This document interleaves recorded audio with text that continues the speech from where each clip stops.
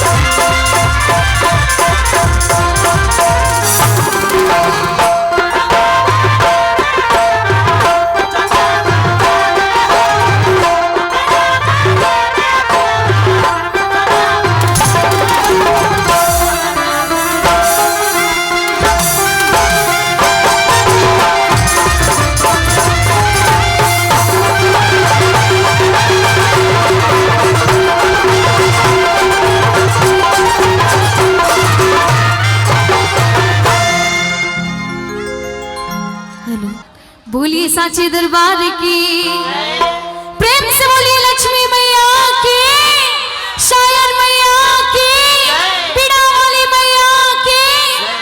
और पीछे वाले लोग नींद नहीं है ना बहुत, और हमारे जितना भी ग्रुप के बैठल बानी माई बहन लोग, आप लोग की नींद नहीं है ना लगत? हो सकेला भाई 1 बज गई तो नींदो लग सकेला। बहुत बहुत धन्यवाद है युवा फ्रेंड्स क्लब के, हरादाग के पूरा कमेटी लोग के, टोला कुन्हारी, रमना गढ़वा, सबको के तहे दिल से प्रणाम व आशीर्वाद के चाहना। हमारे मंच पे जितने भी मंचशील कलाकार हैं, हमारे मंच के नीचे हमारे संजय अंकल बैठे हैं, जो कि ऐसे तो झारखंड में बहुत जगह कार्यक्रम किए थे, लेकिन सबसे पहले हम आए थे मेराल में शायर माँ के दरबार में, जो कि बहुत ही अच्छा प्यार तो मिला ही, आशीर्वाद तो मिला ही, कम साथ साथ आप लोग का भी आशीर्वाद मिला और माँ का आशीर्वाद तो मिला ही शायर मैया का।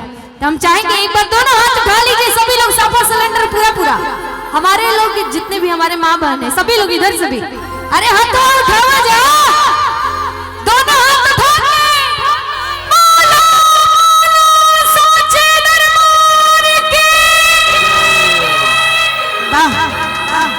दम तबाह भाई ना। 1 बज गई लेकिन एनर्जी बरकरार बा। और मृत्युंजय भैया के भी बहुत बहुत धन्यवाद दे, साथ साथ सूरज तहलका जी के, जो कि हमेशा प्यार मिलेला। और हमारे छोट भाई आर्यन बाबू, जिनका कोई जवाब ही नहीं है। इतना कम उम्र में 2-3 घंटा मंच संभालना सबकी बड़े बस की बात नहीं है, लेकिन फिर भी भगवान माता रानी करे आप और तरक्की कीजिए, जिस तरह आप अभी मंच कर रहे हैं इससे और आगे जाइए। ऐसे तो कलाकार के सब दिन सीखना ही पड़ता है, चाहे कितना भी परिपक्व कलाकार हो जाए, जीवन भर सुनना है। हो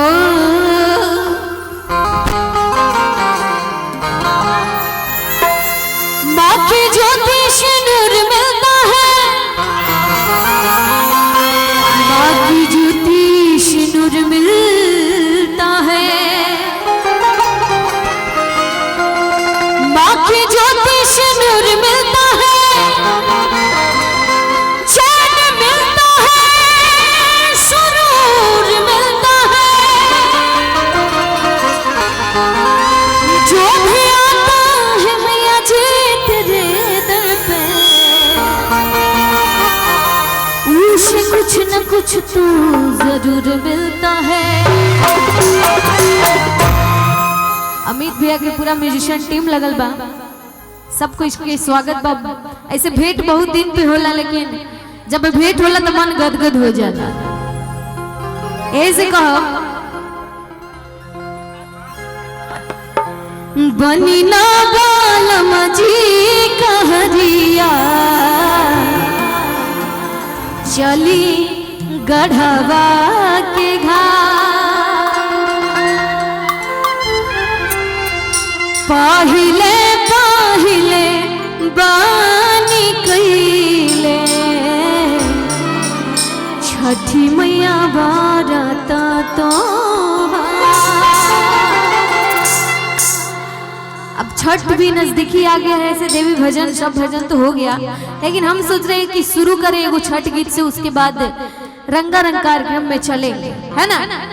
बोलिए छठी मैया की, क्या बताइए।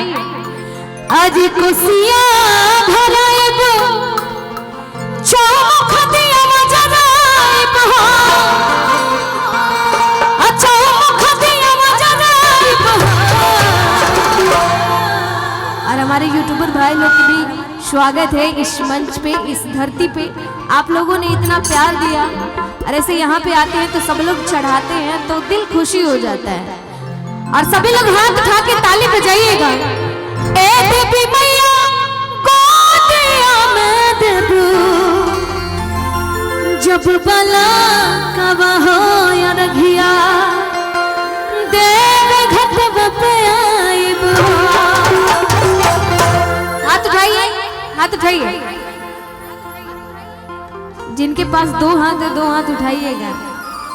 किनकरा पास हाथ बा तनी हमू देखी, बिना हाथ वाला कोई नहीं नहीं जा। भगवान ना करो ऐसा होके दादा।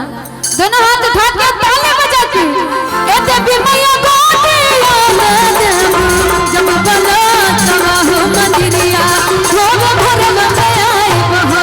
ए देवी मैया गोदिया में देबू, जब बला तवा हो मंदिरिया भोग भर में आइब हो। कोसिया भराइब चौख दिया जराइब हो, चौख दिया जराइब हो।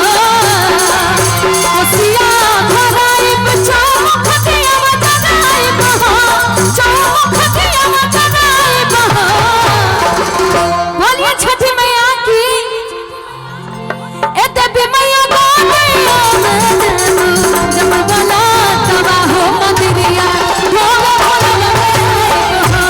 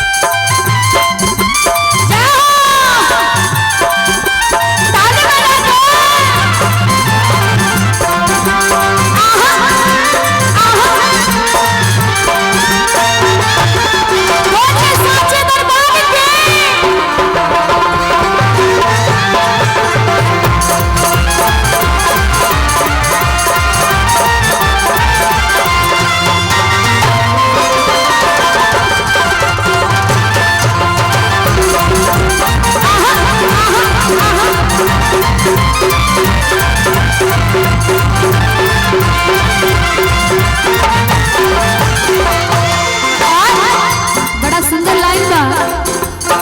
फल फल हरिया से आर दौरा सजा के। कहतरी माई हम हर साल छठ करे आइब, बस हमारे एगो मन में सपना बा कि हमर गोद भर जाई। तो सुनी अपना बालमा जी के हाथ में धरा के,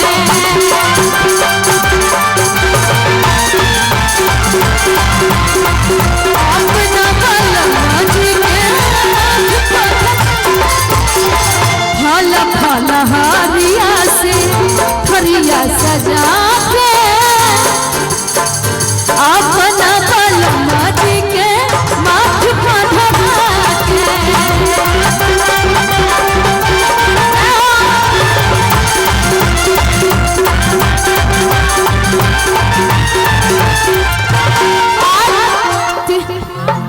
बेदिया बनाई चौक खतिया मजनाई बहा चौक खतिया मजनाई बहा भैया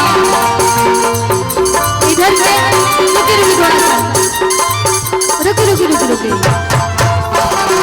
इधर के लोग में ज्यादा एनर्जी बा आप लोग की एनर्जी कहाँ चल गई बा कहाँ खत्म हो गई बा का ना तनी झूम के डांस करके अरे बेदिया बनाइब चौक खतिया मजनाई बहा ओ चौक खतिया मजनाई बहा ए छठी मैया बोलिया जब बना तवा हो मतिरिया हो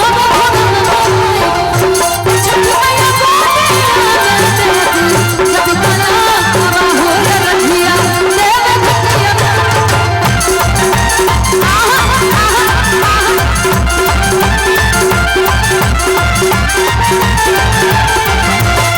लेकिन जाने दे लेकिन आप सबकी मेहरारू खातिर एगो गाना बा नया नोहरे अभी खोदिया बाडू मैहर जाए के कहे जीत करा काडू अच्छा केकरा बियाह होइल बा तनी हाथ उठावता केकरा बियाह हो गइल बा आ जिनकरा नइखे भइल हाथ उठावता बाकी लोग के हो गइल बा ना भैया राउर हो गइल बा बियाह देखे में ऐसे भी लागत है नया नोहरे अभी खंडिया बाडू मैहर जाए के कहे जीत करा काडू